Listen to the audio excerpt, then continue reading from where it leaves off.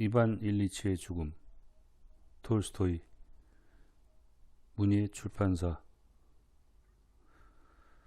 톨스토이는 194년 전 부유한 백작 가문의 넷째 아들로 태어난다. 35살 되던 해에 18살의 소피아와 결혼을 하고 42살에 불멸의 걸작 전쟁과 평화를 쓴다. 또 50살 되던 해에 또 하나의 그의 걸작 안나 까레니나를 내놓고 그 시기부터는 톨스토이의 작품이 삶과 죽음, 종교의 문제를 심각하게 고민하면서 쓰는 작품들을 내놓게 되는데, 그의 대표적인 것이 이제 고백론 등을 들 수 있다. 이러한 사상들이 밑바탕이 돼서 내놓은 게 그의 나이 59살에 내놓은 이 책 이반 일리치의 죽음이다.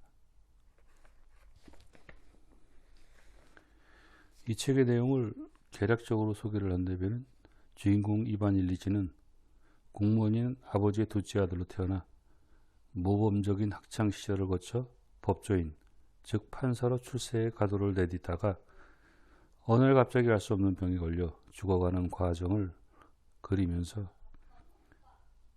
본인 이반과 그를 바라보는 가족, 직장 동료들의 심리 상태와 함께 삶의 기준에 대한 작가 자신의 평소의 소신과 생각을 리얼하게 표현한 소설이다.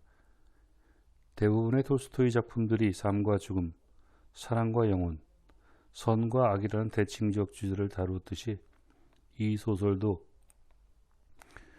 주인공 이반 일리치에게 닥친 예기치 못한 죽음이 부와 명예만을 위해 살아가는 우리들의 삶의 방향이 과연 옳은 것인지를 다시 생각하게 하는 그런 소설이다. 소설은 12장으로, 중편 소설임에도 짤막짤막하게 12장으로 구성되어 있는데, 보통 이반 일리치의 태어남부터 죽음까지의 과정을 역사적으로 연대해서 쓴 게 아니라 처음에는 그의 죽음에 대한 소식과 장례식으로 시작된 다음에 그 다음에 이반 일리치가 어떠한 과정으로 성장을 하고 그 다음에 죽음은 어떤 식으로 진행이 되는지에 대해서 역순으로 쓴 소설이다. 톨스토이가 이 책에서 말하고자 하는 게 이제 4개 내지 5개 화두를 제공을 했다고 보는데, 그의 첫 번째 화두가 사람들은 죽음을 자신의 일이 아니라 남의 일이라고 생각한다는 사실이다. 그 소설에서도 이제 이반 일리치의 죽음에 대해서 부인은 물론 슬픔은 갖고 있지만은 자신의 삶을 위해서, 남은 노후를 위해서 이반 일리치가 죽은 다음에 국가로부터 어떤 보조금을 더 받을 수 있는지에 대해서 관심이 더 많고, 동료들은 그 부장판사인 이반 일리치가 죽음으로써 승진공석이 발생이 되고, 그리고 이제 보직 이동에 대한 자기가 얼마나 더 좋은 자리에 갈 수 있는지에 더 관심이 많다. 그 절친했던 친구와 처의 생각을, 이런 식으로 이제 세속적인 생각을 처음에 책의 소설의 서두에 표현을 한 다음에 그 다음에는 이제 두 번째 그의 화두가 이반 일리치가 페테르부르크의 부장판사, 순회 부장판사로 영전에 가면서 새로운 집에 이제 이사를 하기 위해서 거실을 꾸미던 중에 그 커튼을 달기 위해서 사다리 위에 올라가는 그 일꾼들의 일하는 모습이 마음에 안 들어 직접 본인이 그 시범을 보이다가 사다리에서 떨어져 옆구리에 창문 손잡이를 옆구리에 만든 바람에 거기에 통증을 느끼면서 이제 그의 아픔을 예시하는 그런 게 설정이 되어 있는데, 그러면서 그 다음에 이제 이반이 계속 아프고 힘들어가는 과정, 병환을 겪는 과정에서 사람들은 이제 자신의 죽음을 쉽게 받아들이지 못한다는 그런 화두를 설정을 합니다. 이반 일리치는 자신이 죽어가고 있음을 알고도 끊임없이 절망을 합니다. 자신이 죽어가고 있다는 걸 마음속 깊은 곳에서는 알고 있으면서 좀처럼 사실로 받아들일 수가 없다. 아무리 이해하려 해도 이해할 수가 없었다. 그는 논리학에서 배운 3단 논법, 그러니까 율리우스 카이사르는 인간이다. 인간은 죽는다. 고로 카이사르도 죽는다라는 논법이 카이사르 본인에게만 해당되며 이반 일리치 자신에게는 아무 관계가 없다고 이제껏 생각해왔다. 카이사르는 인간, 보통의 인간이므로 이 논법이 정확하게 들어맞는 것이다. 하지만 그는 카이사르도 아니고 보통의 인간도 아니다. 그는 태어나서부터 지금까지 다른 사람과는 완전히 다른 그러한 존재였다. 카이사르는 죽을 운명을 타고난 인간이었고 그러니 죽는 게 마땅했다. 하지만 나만의 감정과 생각을 고스란히 간직하고 있는 나, 이반 일리치는 전혀 그렇지 않다. 내가 죽는다는 것은 있을 수 없는 일이다. 그건 너무도 끔찍한 일이다.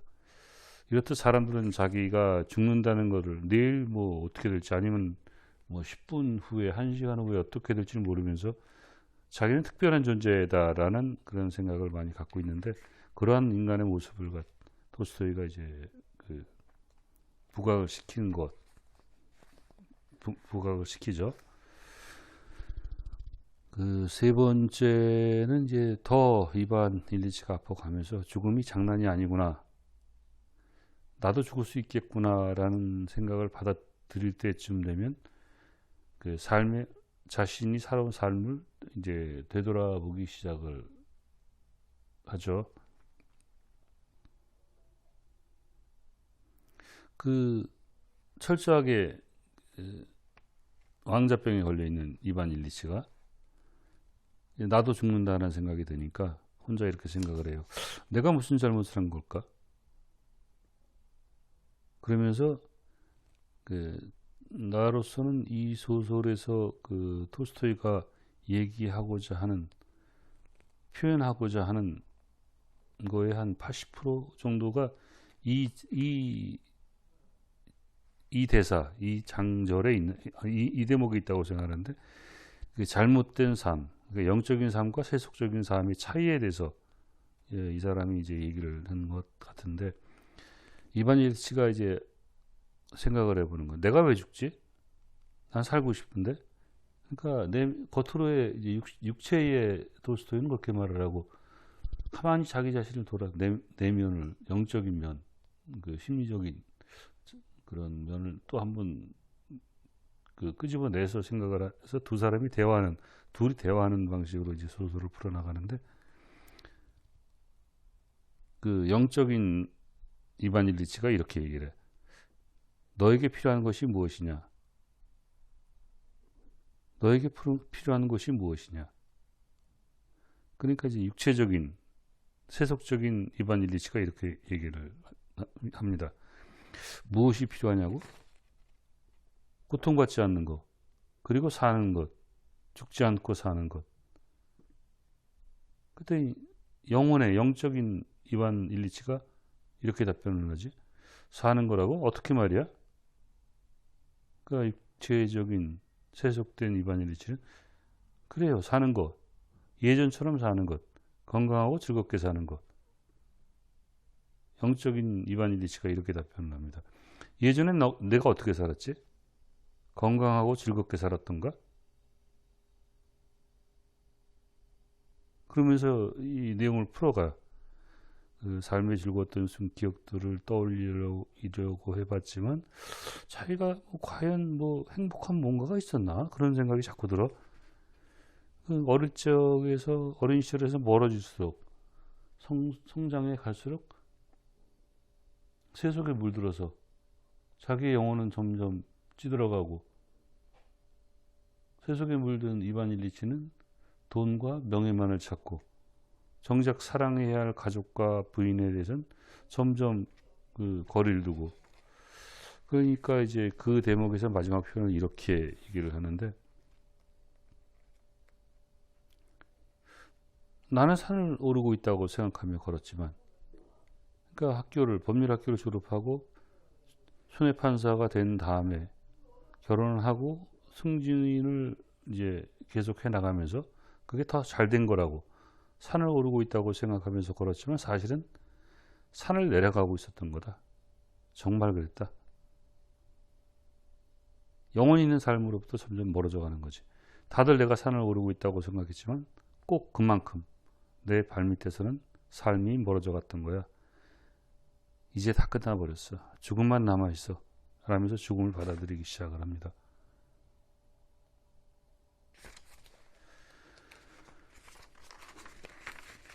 이제 마지막 계속 통증을 앞에서 몇 달째 혼자 아파하다가 주위 사람들이 그 자기 아픔을 알아주지 못하는 거에 대해서 서운해하고 가족과 부인과 자식들도 왜 너희들은 이러냐, 난 이렇게 아픈데 너희들은 왜 이걸 알아주지 않느냐라는 그런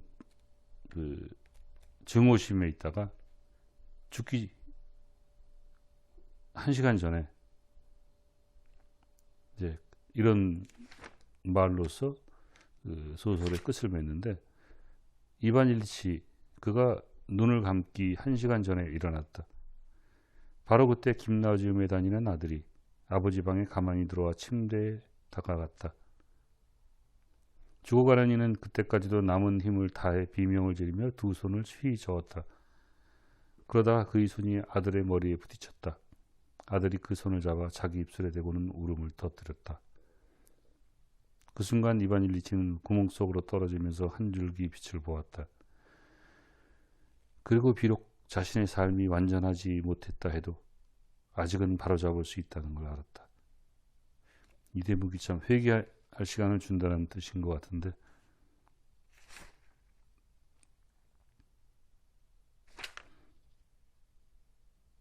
그래, 내가 모두를 고통스럽게 만들고 있구나, 이런 생각이 들었다. 다들 안 됐어. 하지만 내가 죽고 나면 훨씬 괜찮아질 거야. 그는 이 말을 소리내어 하고 싶었지만 그럴 힘이 없었다. 아니, 꼭 말로 할 필요는 없어. 행동으로 보여주면 되는 거야. 그는 아내에게 눈짓으로 아들을 가르치며 말했다. 데리고 나가줘. 아이가 불쌍해. 당신도 불쌍하고. 그리고 용서해줘 라는 말을 하고 싶었지만 엉뚱하게도 용감해줘 라고 말해버렸다.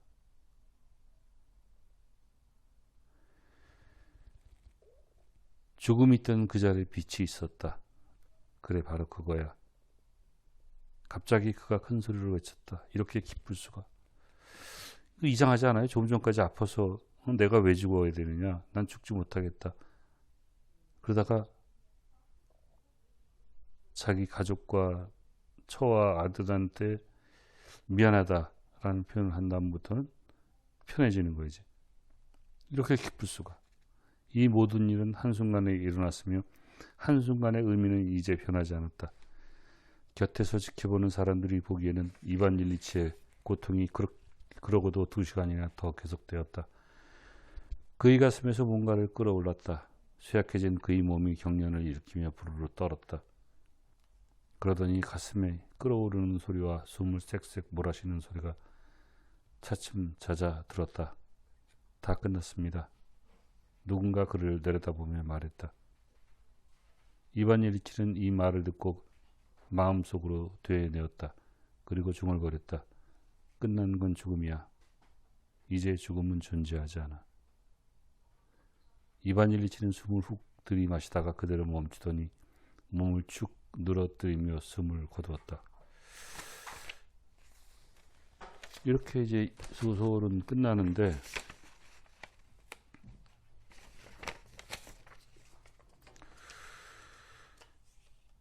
사실 나는 이 부분을 해석하기 어려워서 독후감을 블로그에 올린다는 것을 이게 무척 망설였는데, 한 2, 3일 망설였던 것 같아. 그러다가 어제 지금 내가 방송을 하고 있을 때보다는 5일 전이지, 친구 이제 정규하고 만호랑 한 달에 한 번 만나는 점심 약속 때문에 사당역에 도착을 했는데, 인근의 병원에 정형외과 갈 일이 있어 좀 일찍 갔다가 병원 볼 일이 빨리 끝나서 한 2시간 시간이 남더라고. 그래서 사당동 지하상가 이제 영풍문고에 가서 책을 샀는데, 그때 산 책이 월든하고 코레라 그 두 책이었는데, 월든 헨리 데이비 소로가 이제 쓴 웰든, 그 젊어서 40대 요절한 그 천재적인 작가, 영혼이 있는 사람. 그 사람 책을 카페에서 읽다 보니까 그 앞단에 책 12 쪽 상단에 이런 글이 눈에 띄더라고. 비교적 자유로운 이 나라에서조차, 이제 미국이죠, 대부분의 사람이 순전히 무지와 오해 탓에 부질없는 근심과 쓸데없이 과도한 노동에 시달리며 삶이 주는 달콤한 열매를 맛보지도 못한 채 살아간다. 이게 내 머리를 퉁치는 거야? 삶은 이런 게 아니라고 소로가 말하네. 윌든 그 소로가 말하네. 그 33쪽 하단에 또 이런 말이 나와요. 인간의 신성하다더니 밤낮으로 장터를 오가느라 도로를 달리는 집마착꾼을 보라. 그의 내면의 신성이 조금이라도 꿈틀대고 있겠는가? 그가 어떻게 신을 담고 불멸의 존재에 이겠는가? 비굴하고 천박하게 굽실거리며 온종일 막연히 두려움을 떠는 그들을 보라. 불멸의 신성한 존재는커녕 자신에게 스스로 내리는 평가, 자신의 행동에 대한 평판을 살피는 노예이자 포로의 모습이다. 이건 삶의 모습이 아니라는 거지. 신이 인간에게 부여한 행복한 삶, 신이 인간에게 이렇게 살라고 인간을 이 지구에 보내지는 않았을 텐데, 이렇게 사는 모습을 보고 이건 이런 삶이 아니다. 마찬가지로 이반일리치가 돈이나 벌고 판사로서 남의 잘못을 판결이나 하고 카드놀이나 하라고 그 지구에 보내지는 않았을 텐데, 이건 올바른 영적인 삶이 아닌데 아주 지극히 세속적인 삶인데, 그런 생각을 이 사람이 하고자 하는 게 아닌가, 그런 생각이 들더라고요. 그 이제 마지막으로 또 이반 일리치가 죽어가면서 한 독백. 끝난 건 죽음이야. 이제 죽음은 존재하지 않아. 이 앞하고 연결해 보니까 그러면 아픔, 병환을 다 겪으면서 회개하고 빛을 보고, 그러면 그 육신의 죽음은 끝났지만 영혼의 죽음은 없다. 영혼은 죽지 않는다. 이러한 얘기를 하려는 게 아닌가. 그러니까 이제 불교에서 말하는 윤회의 끝, 그것도 천국이고, 기독교 신앙에서 말하는 그동안의 잘못을 회개하면 천국으로 간다. 이런 건가? 이렇게 생각을 해보니까 그 기독교 사상에 충실했던 톨스토이가 59살에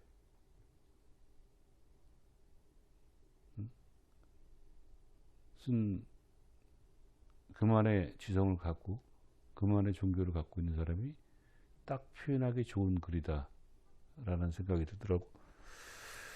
나도 이 책을 읽으면서 참 30년 이상을, 진짜 37년을 이제 직장 생활을 하면서 남들이 하는 만큼은 진급을 해야 되겠다. 남들이 버는 만큼은 돈을 벌어야 되겠다. 남들이 노는 만큼 나도 놀아야 되겠다. 이런 생각으로 인생을 살아왔는데,